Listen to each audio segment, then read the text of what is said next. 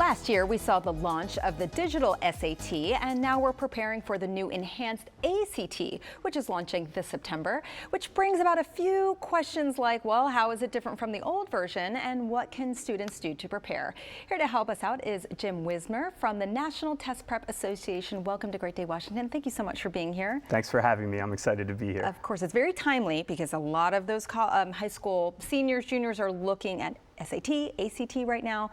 How is the new ACT different than it was? Sure. So let's back up for 1 second to just talk about the difference between the SAT and the ACT. Yeah. In the DMV here, we're in SAT country, Yes, which is to say students and families are much more familiar with the SAT.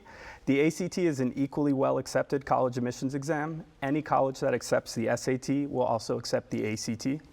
It tests slightly different areas. So the SAT tests reading and writing and math.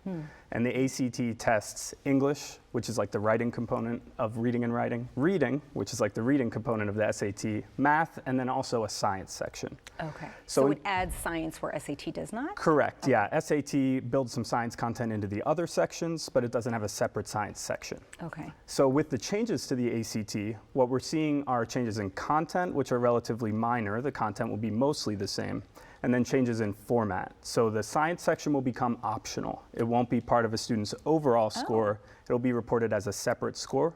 Okay. And then we also have the exam overall becoming less speeded, which means students get more time per question, which obviously they love. Yeah, I mean, this sounds great, right? Yeah.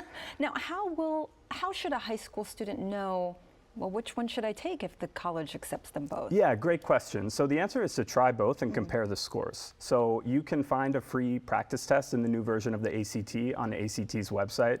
Just Google preparing for the ACT practice test. You'll find it right away. Okay. About how long does a test take? About 3 hours Okay. for the standard time limit. Okay. All Yeah. right. So they And should so take a practice test. Take a practice test. Compare that with how you've done on the SAT.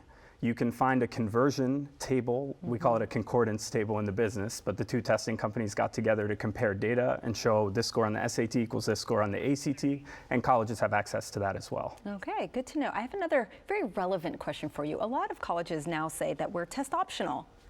So that leaves students feeling like, oh, well, maybe I don't send it. How do I know if I send it? Yeah, great question. So test optional means that they will process your application with or without a test score. But the optionality of the test doesn't tell you how likely you are to be admitted with or without a test score. Right. And that could vary quite a bit from one school to the next. We've seen more schools go back to requiring the test, and we've seen more schools go back to kind of honestly stating a preference for test scores.